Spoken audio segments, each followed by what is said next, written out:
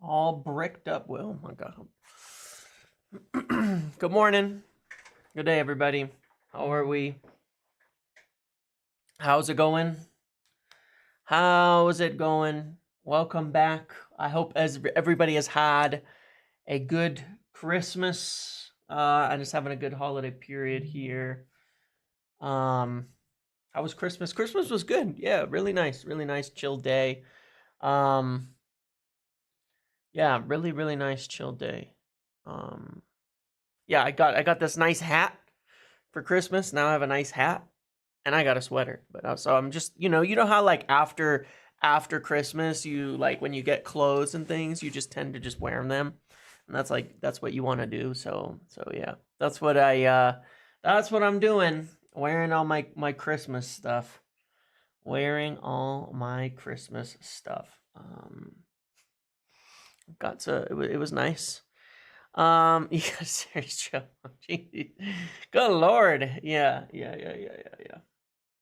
Yep, everybody is, right? Like, if you're sitting here now and you got some clothes for Christmas, you're probably wearing them today, right? Like, you get new clothes, you wear them the next day. That's just life. Like, if you left the house and you're not in your PJs still, and if you're in your PJs, it might be in your Christmas PJs, then it's probably something you got for Christmas. That's how it works. That's life.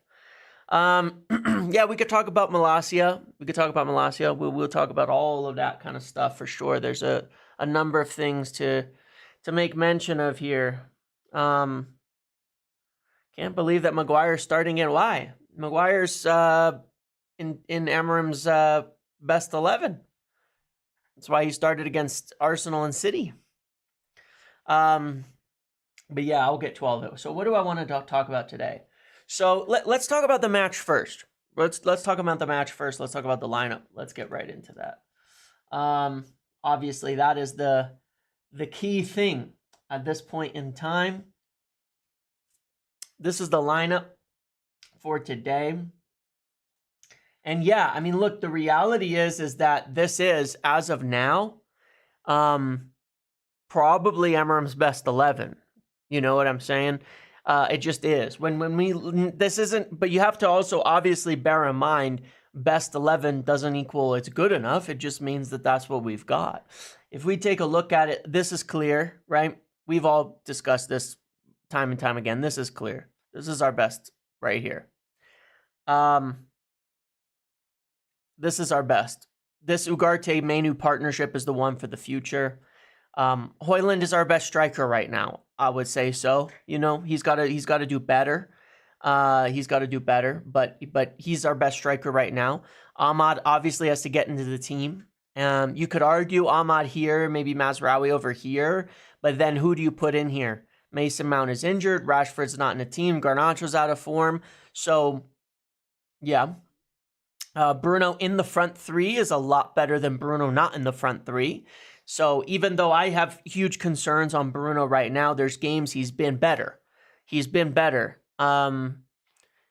the front three, of being calmer but also getting involved. I want to see him attacking the box and not drifting around all over the place, you know, holding people's hands all game. So that's good. The back three, I think, is as good as it gets right now. You can make the argument for De Ligt into there. I'm saying there's weaknesses in this, you know, for sure, but especially this channel defending over on the left side. Yeah. I think that's questionable. That's questionable. But we don't have much better options there, and he wants the passing, the progression from De Ligt on the left. One of the things underrated that I mentioned, the reason why De Ligt isn't necessarily in his best back three is because of his passing. He does not have progressive enough passing. He takes too long on the ball. That's just part of the reality of it. He needs to speed up his passing. That was a critique, by the way, that was of him at Bayern as well, is that he needed to speed his passing up. That he took too long dawdling on the ball sometimes to making that decision. But he's been good and he'll improve, and you can make the argument for him in here.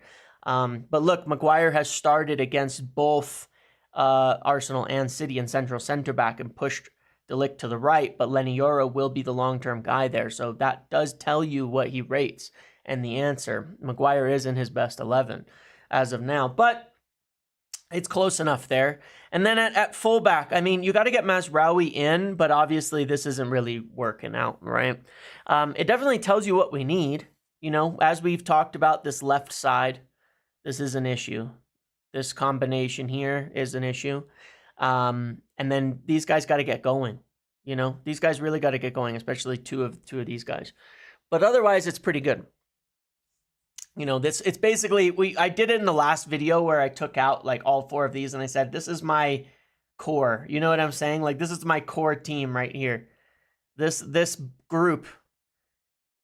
And I'm not convinced of any of these 4 players or this side of the pitch. And I think that that's fair. I think there's concerns over all of this. This is the best side of it. Yeah. So, you know, this is what needs to get going. And then, gosh, what was I thinking of?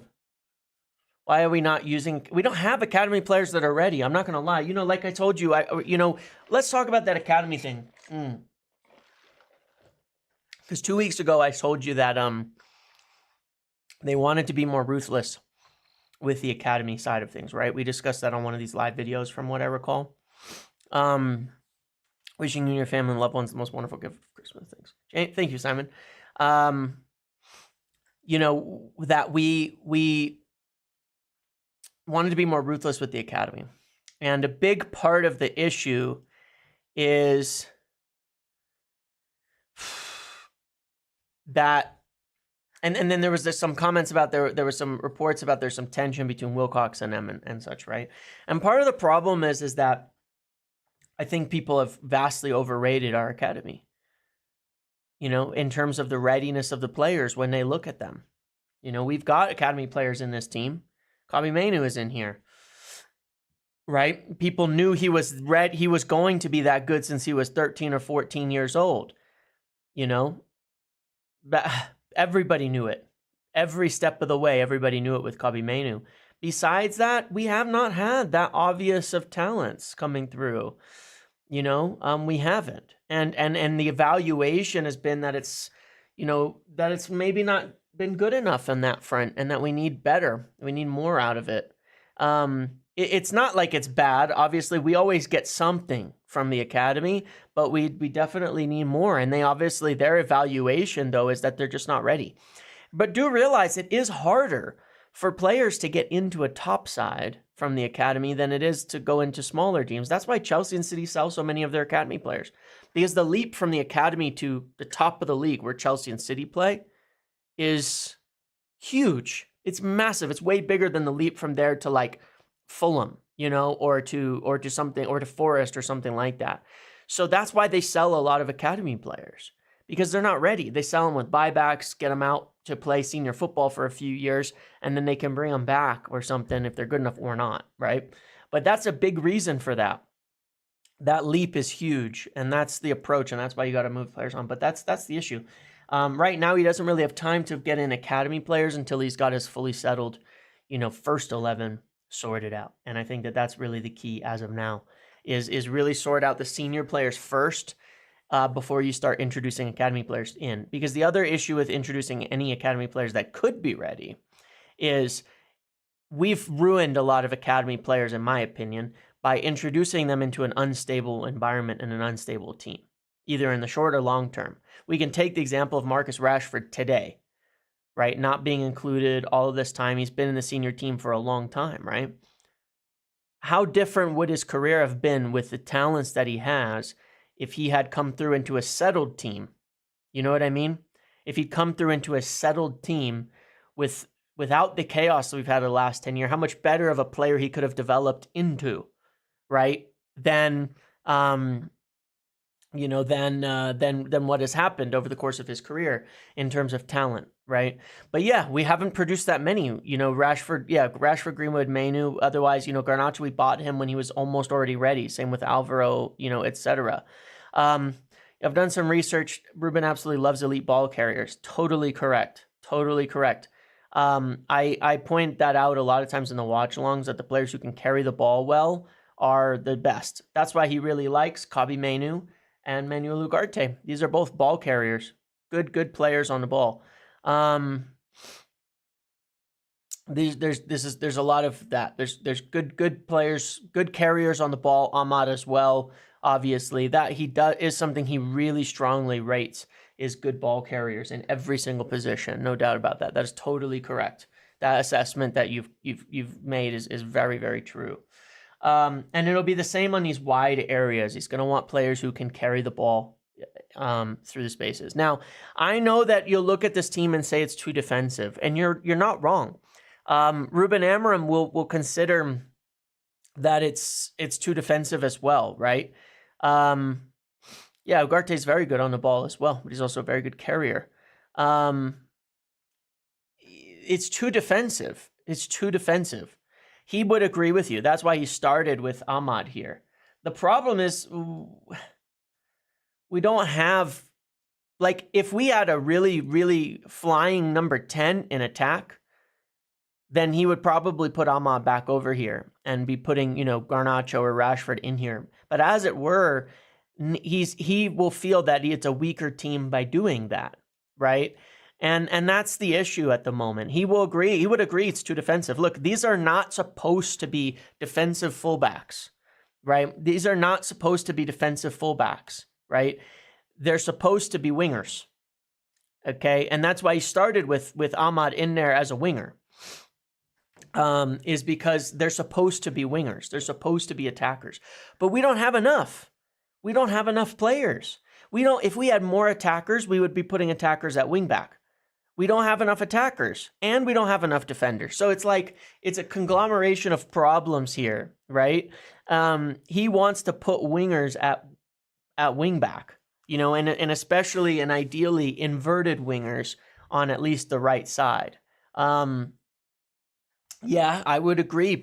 Maybe getting Garnacho out here would be an option as well that I would like to see. But that's really the issue. If we had more attackers, we'd be seeing that. So that's the biggest problem we've got to solve. We've got to solve.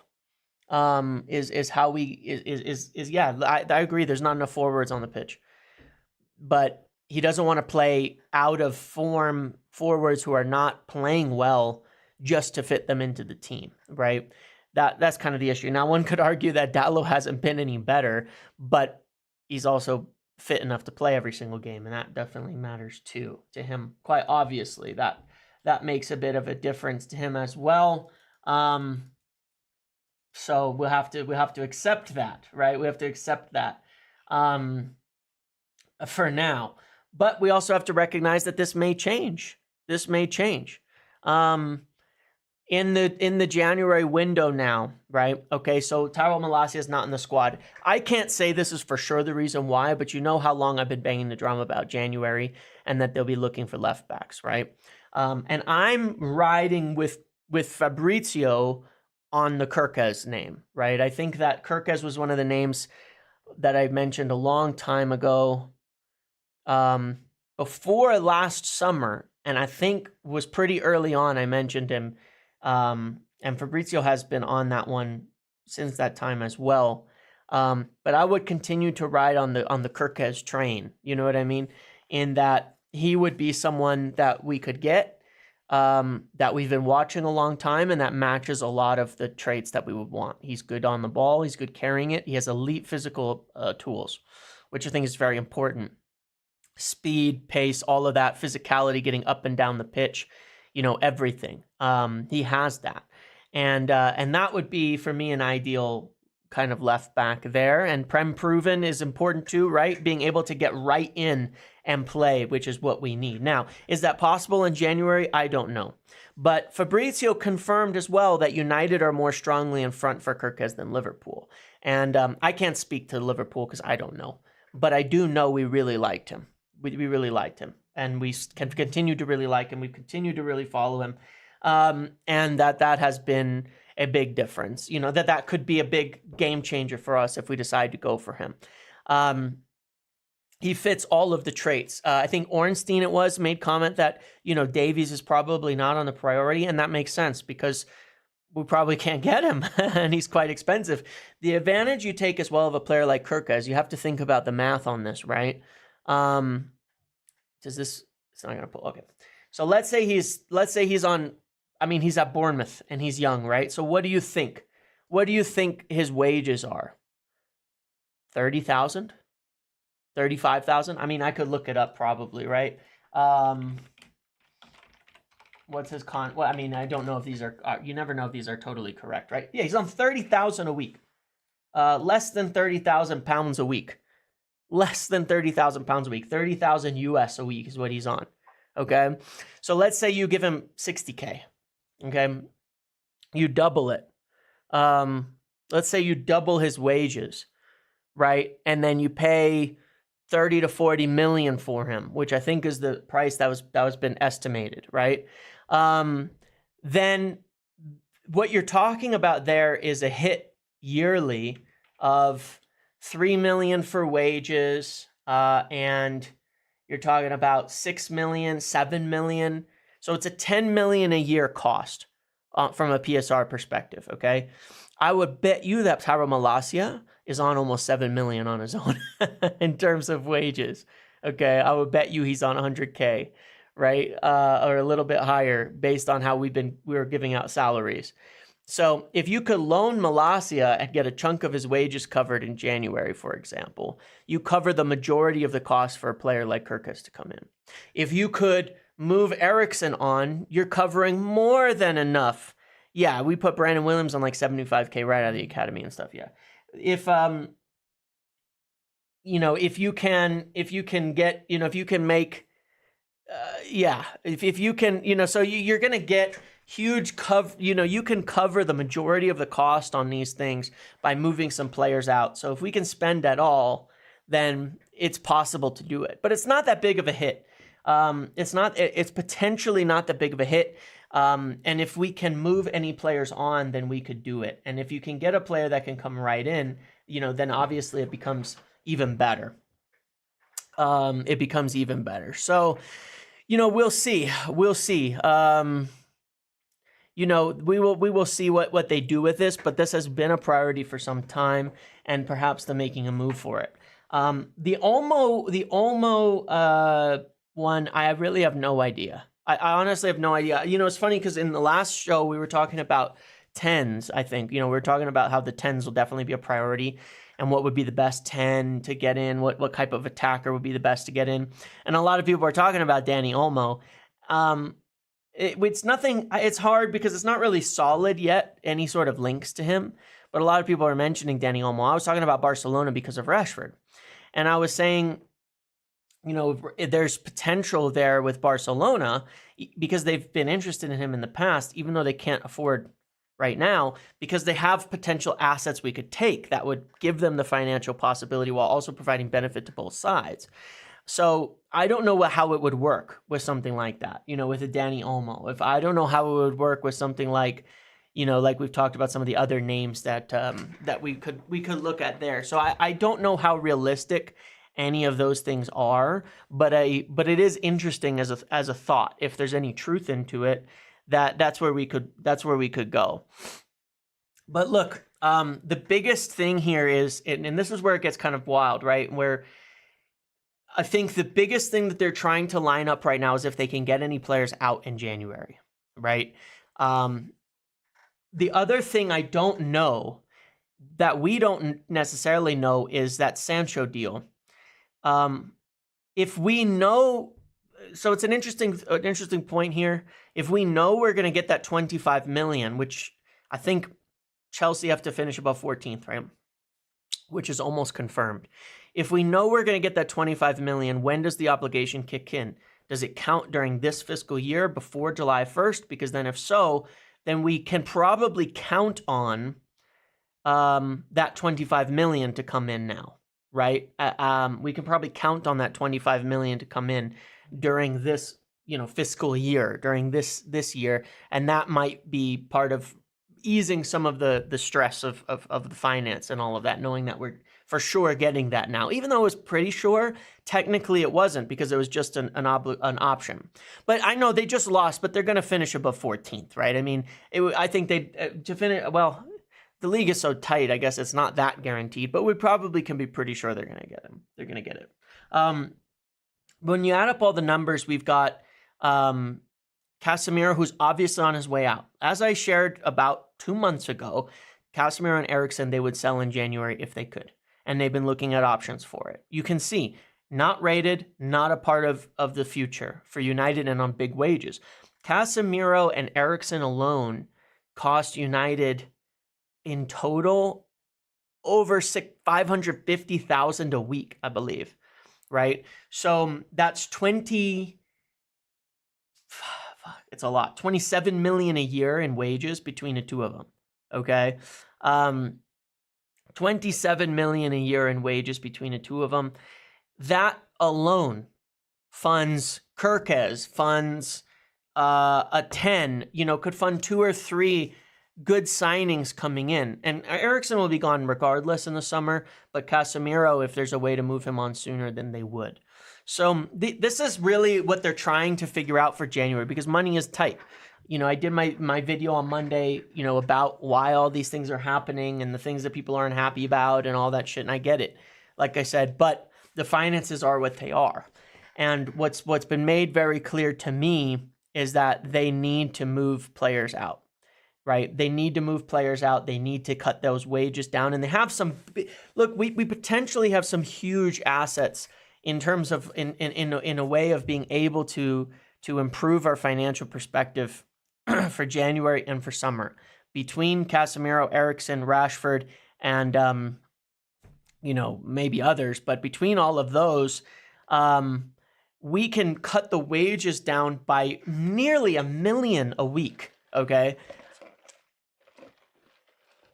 that's 50 million a year. And when you think about how transfers are paid, realistically, you could get 4 or 5 deals in under that umbrella without increasing the cost and the expense on the club. So there's a lot that we can do to, make a difference. And that's not considering players like Antony, if Garnacho, what happens with him, all of that. And, wages versus transfer fees. Yeah. And if you understand it, getting those big wages off, if you move a player with 250 on and get a player in on 100, you basically paid for the fee and the wages and maybe more depending on the cost of the player, with just moving those wages off. So it makes a really big difference. It really does once you get it. So that's what they're looking for in January, is anywhere that they can shift anybody to make some wage space, because it will allow them to do some sort of deal. And I think that a left back, I think that a left back is still certainly a strong priority for them. I think that then a 10 will be potentially on the cards too, like we've spoken about. There's all those young names. I don't know if there's anything about any truth in Olmo in particular, but I do know we've been looking at all those young players from the 10's perspective and from the left back's perspective. The names we've already mentioned a number of times. The issue with Rashford as of now is, obviously he's been left out. Obviously, like I said, this was to me a mess that didn't need to happen at this point in time. Going into the season, the idea was to get going. Then there were some issues and he was left out, right? Then it was put out, he's for sale, he's done at United, yada, yada, right? There was no pushback against it. There was no denying that, okay? Nobody pushed back against those stories or anything. Then he came out and did his interview and such, saying, that he again, in response to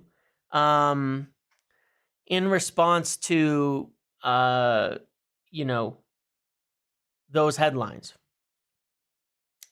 That didn't help either, right? Then he was left out again, obviously. Then it was briefed that it's Amarim's call entirely, that Ineos are not pushing him to sell, which is correct. Like I said, everybody is for sale. That should have come out earlier. That should have come out when the initial stories about the sell, so that there wasn't all this drama created. But it was, I think that it was intentional, the drama being created by people. I've mentioned this before. And like I said, it was really easy to start writing those stories after we beat City without him, but it's not like it's gone well since then. So those stories don't look as smart, as they did before. But it was easy to write those stories. The issue now is that I think he wants to play, but I think that if Amarim was going to ask him, are you here committed to the long term, is Rashford going to say yes now? No. I'm not saying he should either, but that's an issue. And so I think it makes it very justified for Amarim not to play him, because he's going to want to play players. You can see it. Look, Casemiro's barely playing. He's not going to be here for the long term. Eriksen's barely playing. He's not going to be here for the long term. Even Garnacho isn't playing, and apparently he's got some, hasn't been 100% on board with having been dropped, according to some stories, right? So if Amarim is trying to build a team based on players who are committed, you look at this 11 here, and it makes sense. I don't think you could question the commitment of any of these players, can you, to United, regardless of quality and other factors. I'm not saying they're the only ones, by the way, because I think De Ligt, again, has that argument too. I don't think you can question the commitment of any of these players. I don't think you can question their motivation to want to succeed at United. I don't think you can question their want to, fight for their place every day for the long term at United and be a part of the future, right? I don't think there's a single player in here you'd think, yeah, they'd leave if they had the chance. Rightly so, whether you agree with it or disagree with it, I don't think that applies to Rashford right now, because I think if Amarim were to ask him, do you want to be here for the best, for the long term, for all of that, he would say no, because he's continued to have. Look, and I'm not saying it wasn't pushed. You know me. Like I said, Rico, you know me. I love Rashford. I'll defend him to the end. But I also know that if he's been pushed out and he feels like he doesn't want to be there anymore, then it's on him then he's not going to play. That's fair too. If he doesn't want to be there anymore, then he's not going to play. That is totally fair. That is totally fair from Amarim. I think that's fair as well. I can stand by that decision too. Amarim didn't make this situation with Rashford either for the last few years. So it's fair. Because like I said, if Amarim has a conversation with him and says, what are your long-term commitment to this club and building into it and being a part of the best team, then he's going to say no. Whether it's all the other stuff that goes around it, it is what it is. He's still going to say no, and Amarim is still going to not select him. That's just what's going to happen, right? And so it's kind of up to him, really, in that respect. And so I'm not upset about it either way. I'm not upset about it either way. It's like, it is what it is. I can understand Amarim's decision here. Like I said, it's a new leaf. It's a new time at United. And the same things I said on Monday about Ineos and the whole club. There's a lot of pain, and there's people who will suffer or be the byproduct of this, or who have suffered or have been the byproduct of everything that's gone on at United for the last 10 years. Whether it's their fault or not, it doesn't really matter. That's what the reality into it is. That's the reality of it. And so right now it is what it is. I can understand him not being selected, and it is what it is. So if he's not committed in the long term, which I would totally understood if he's not, then I can't blame him for that. I can't blame Amarim for not picking him. It's the same thing to me. It's fine. So it is what it is. That being said, I would not be surprised if Arsenal were to go for him. But we've talked about that. We've talked about that. We've talked about Barcelona. We won't go on too much further and more about the whole Rashford thing. We all know what it is at this point in time. We've discussed it ad nauseum. We understand. So, yeah, put is what it is on a badge. That is what it is, exactly.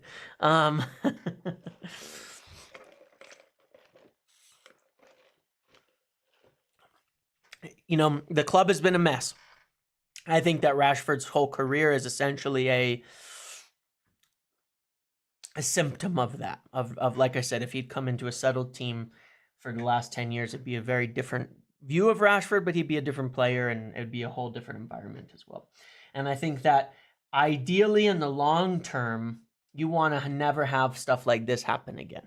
And that's for the club to sort out, you know, where these situations are not so regular. Because you can keep putting it on the player, but how many players has this been like this? You know, how many players has this been that this has ended up like this? So we can say, oh, it's just Rashford. Well, it'll be fine if we get different players, except how many players have fallen apart? Ronaldo came back and he was pissed within months, right? Cavani, we pissed off and he was a professional. I don't care what people say. Cavani got pissed. We mistreated him. We mistreated Sancho, Rashford, Pogba, Cavani, Ronaldo. Like, there's such a wide variety of players who have everything has gone to shit with them at United that at some point you have to say, maybe it's not the players, okay? At the end of the day, maybe it's not the players. That's what I'm saying. It's not just Rashford. Maybe it's not just the players. It's the environment in the club. And I've made that argument for the longest time that I think we have really good players at many times, but we've never really had a good environment. I mean, that's not to mention the problems that have occurred with people like, you know, Januzaj, Greenwood, you know, the things that have happened, Di Maria, you know, etc. Like we've had so much drama with players at this club over the last 10 years. You know, it's drama and hopefully it ends, you know. Hopefully it ends because it's too many like this. It's too much has happened. You know, this has happened way too many times and it is on the club in that respect. You can hold the club responsible for Greenwood. I'm not going to say more about it because obviously there's a lot of legal matters that surround that, but you absolutely can because there were things people knew way before it got out of hand. 100% people knew about things way before it got out of hand and they didn't deal with it. And they covered it up and hid it and all sorts of stuff. And that's as far into the specifics as I can go, but they absolutely could have done something about that situation. And they could have seen it coming as well. I'm not saying that's their fault for his actions. I'm saying that there were people who knew things earlier on and didn't do anything about it. The other factor is, you know, the duty of care. Of taking care of kids when they're growing up and you're giving them all this money and actually watching, keeping an eye on them and helping mold them into, you know, strong professionals. Obviously, they're always responsible at the end of the day for themselves, but there's a lot more that can be done on these fronts, especially when you knew things were happening. Oh yeah, way before things were in the public space, people knew about stuff. Just leave it at that. I'm not going to say who, what, or where, but people knew about things. So, yeah, it is what it is.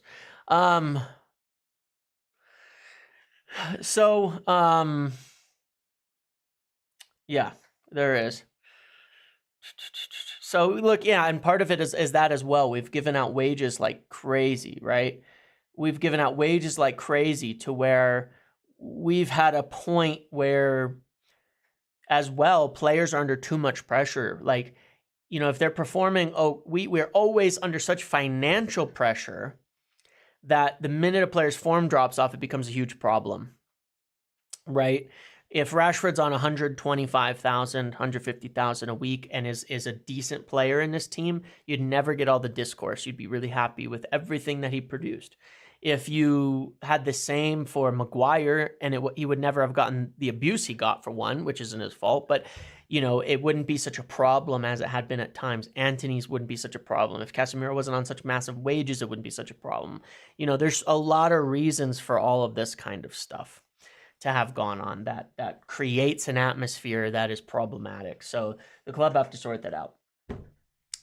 Yeah, but regardless, moving on from that, yeah, and if you're winning, it is different too, but we won't win because without fixing these things, we won't win. So, yeah, because look, when the wages are huge and the finances are bad, which they've been, the problem is the first thing you do, like I said, I know that people, it's not about I agreed with you, Rishab. It's not so much about the wages mattering, but it's like this. The club's financial situation has been so bad. And like I talked about Monday, people assume they're just looking at the bottom line. No, they're looking at the top as well. That's why they cut things. They're looking at the big expenses. The problem is players are on contracts. They're the only expense you actually can't just cut. You can fire everybody else. You can't actually just cut players' contracts, right? You can't. So it looks like they're not looking at that, but they are. But the first thing you're going to do is look at the big expenses. Then you're going to keep looking and you're going to go all the way down. You're going to look at small expenses. The big expenses that aren't producing are also going to be cut. And Bruno only got a short extension. And bear in mind that this was also during a period with people who are two people who made that decision that are no longer here. I don't know that he would have gotten an extension if Ashworth and Ten Hag weren't here. We don't know. I'm not saying Amram's obviously playing him every game, so maybe he would, but we don't know. We don't know that. We really don't. But it was also only 1 year. A central midfielder is very thin with Casemiro, Eriksson, Call. Yeah, we need players there for sure. But that's where we need to move players on and get players in. It's not blaming Ashworth for everything, but obviously they let him go because he wasn't in alignment with the way that they think. Barcelona did cut a lot of players' wages, but they owe them. They owe them, and their finances haven't improved. They've just been pushing everything out into the future to buy themselves time, and it hasn't been working. That's why they can't register Daniel Olmo. Paying off Eriksson, we don't need to. He'll leave in summer for free. Maybe we can get him on a loaner or a free transfer in January. We will see. But look, that's the main thing. If we can shift some players out, that's what they're looking at. Then they'd like to get in an attacker and a left back. That's what they'd like. Somebody, maybe even a half midfielder, half attacker, but that's what they would like to do, is if they can get a left back in and then they can get someone else in, and then they will. But they're looking at what can they move out. And that's going to be a big part of this. Financially, they've not ruled out transfers in January. There's times they have. I'm not saying it's expected to be a lot. But it's going to depend on the outs, but they have not ruled out making deals. I can say that for sure. They have not ruled out making deals, but we're going to need to get some affordable players. We're going to need to get some affordable players in there. And that would be a lot easier. Players on low wages. And that's really the problem with guys like Davies. Like if you go try to sign him in January or get some big expensive player, you're not really saving anything on the wages that you're leaving. And we can't really afford to keep bumping up our expenses. So they need to get some of these big expenses out to be able to cover all the things that we need. Yeah, Olmo isn't registered for the second half of the season as of now. So they need to do business in January to make that happen financially. So, yeah. So, so I would say that, yeah, that's the biggest thing, is if we can move some of the big wages off, that'll let us cover the deals. Because we need a lot, right? We need a left back, we need a center back, we need at least one midfielder and at least one attacker. That would be the minimum, is those 4 positions, 1, 2, 3, 4. And realistically, we need more. Now, if we can buy a senior player and get a young player, like we get Diego Leon and a left back, that's good. If we can do the same thing in the midfield, get another. I mean, we bought the young kid. There's some talk of another young kid from Africa that we might be looking at as well. But maybe a young player and a more senior player. Not old, but more senior player. And then even here, yeah, we bought Kone, and then there was the potential for another one that has been discussed recently. I don't know how much is into that or not. But now we can't rule it out. After Kone, after Diego Leon, we can't rule out that some of those rumors might be true, right? Of these young players. I think there was decent reports on it. And then if we go for a young player like a Nippon or Rig or et cetera, and get one of them in, then also get a senior player with a big wage player leaving, then that would make sense. But we need a lot. We do need a lot. There's no doubt about it. But we're going to see if we can move some players off to free up the finances, because the finances are a problem. Yeah, I wouldn't consider Kirk as like a defending. I know he's not a winger, but I think that he would fit the bill of being able to play as a very attacking forward. And then I think we will go for more of an attacker here that could push Ahmad over into this role as well. That could give us that ability. Like if we got 1 or 2 attackers here, then we also would have Ahmad for this position.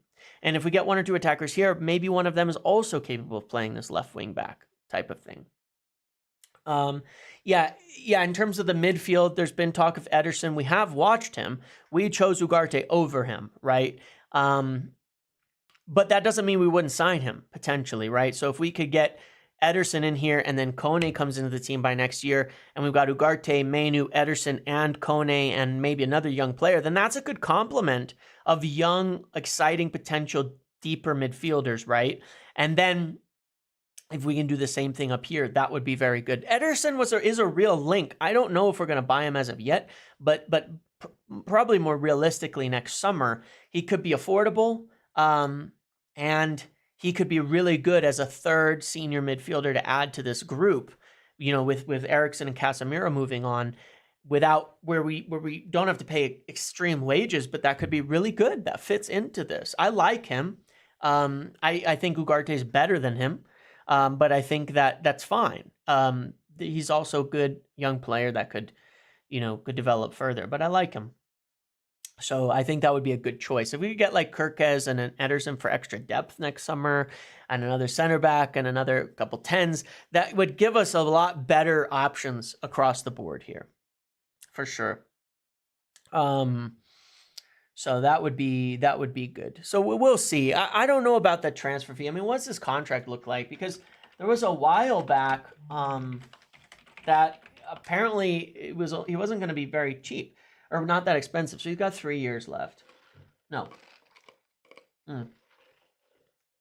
2 years come summer. I don't know. There was a while it was reported it would be cheaper, like 20, 25 million. Ugarte is better than Ederson. Yeah, he is. And they rated him better than Ederson. That's why they bought him and not Ederson, because they've been watching him for a long time. They've been watching him for a couple years. And they purchased Ugarte, who wasn't cheap. So in their minds, Ugarte was the top choice for that position. I can tell you that for sure. Ugarte was the top choice for that position. He was. So you could disagree with him. That's totally fine. That's all opinions. But yeah, Ugarte was their top choice, and we're seeing it. I mean, being able to produce what he's been doing in the Premier League recently is worth mentioning, because not everybody transitions to the Premier League, and he's done so and done really well recently. And I think that it should not be underrated just how good it is that in his first season he's able to do that. He's able to already start to really show something incredible. What do United need to achieve to spend moderately in the upcoming summer? Champions League is really, really, really important. Champions League is really, really important. Like, we're obviously moving players on. Like I said, if we can move players on, then we won't. Like, if we can't make Champions League, then we can't increase our expenses. Okay. I need to make that very clear. How could I explain this? I don't have all the numbers in front of me, obviously, right? If we can't make Champions League, our revenues are not really going to go up. We're losing too much money. They're still making cuts and things like that, but that means that we really need our expenses to stay the same or go down. So in order to do that, we need to lose wages and make sales, okay? So if we don't make Champions League, our ins will pretty much be determined by our outs. We have outs that are happening anyways. Lindelof, Evans, Eriksen, where we're going to free up 300, 400,000 a week in wages that will allow us to do a couple deals. So it's not like we won't be able to do deals anyway. We will. But if we can move on some other players, Casemiro, maybe Antony, what happens with Rashford, whatever else is in there, if we can sell some academy players that maybe we're thinking, hey, they're not going to make it long term, Malacia, etc., then that will open up even more. spending, right? But we'll probably actually want to reduce our expenses overall a little bit. So we'll have to do the math when we get closer. If we get Champions League, it's going to make it a lot easier. Because I could see summer being a modest 3 to 4 players at 30 to 40 million coming in, right? I say modest, I mean, that's still a lot, but I could see that if we don't get Champions League with players out. With Champions League, I think we'll have a pretty similar expenditure to what we just did. Okay, where we could spend, 150, 175 million, and significantly overhaul thing. But we really need those sales either way, honestly, because we do need to bring the expenses down in order to qualify for PS, on PSR and all that. But if we can do that, if we can move those players on and we can cut those wages way down, then we can sign young players that are on good wages, and we'll be able to get more bang for our buck because we got a lot of positions of need and then develop.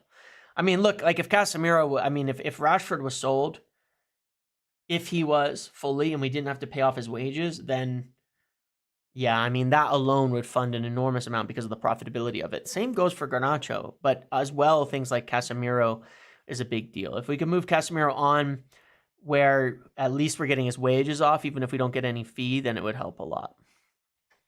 But yeah, Champions League would make a massive, massive difference. Yeah, and it's true. There's a lot of players you could move on and replace with. Like usually you wouldn't say, yeah, let's just go fully young. But if you moved Eriksen, Casemiro, Antony, and right now, frankly, Rashford, Lindelof, Evans on, that's 6 players. And Malacia, that's 7 senior players, and Luke Shaw. We forget about Luke Shaw. Mason Mount. I don't think we can move him on, right? But that's 9 players right now, worth probably $2.5 million a week, over $100 million a year, that we could move on, and we probably wouldn't be any weaker for it. Isn't that crazy? That's the rest of the squad. I think is quite good, But you could move all 9 of those on if you could. And you could buy young players and you just have a much better team. I think we have a really solid, 13 or 14 players that I really like.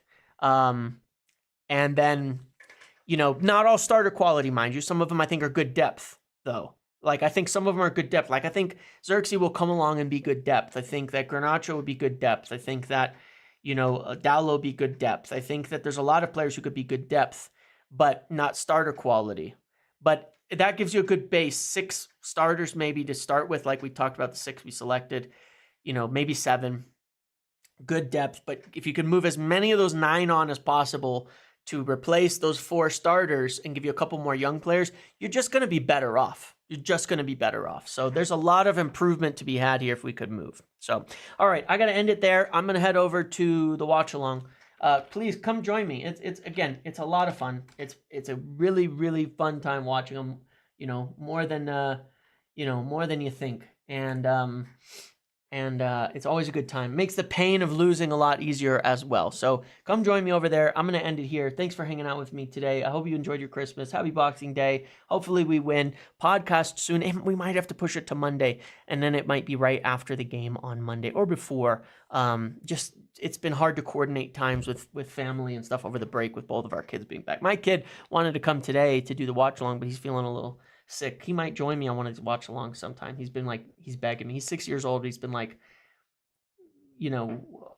asking me about watch alongs and the videos and asking if he can come on them. I don't think I want him to come on one of these YouTube ones, but the watch along ones are a little more private and all of that. And he's asking me, he's like, do you want to watch and hang out? And the link is below in the description. It's bigup.com is the website link you'll see below. But yeah, he might join me for next Monday's one to hang out and watch the game and together, so that would be fun. But yeah, kids home for the holidays, all that kind of stuff, and not in school, and makes it a little more difficult to coordinate things. But thanks everybody. I'll see you over there. Again, the link is below, but here I can just post it. I'll just post it as well. Come join me, and I will see you all there. Have a good day. Hopefully we win, and I might be able to do a quick post game afterwards, but we will see. So thanks for watching. See you later.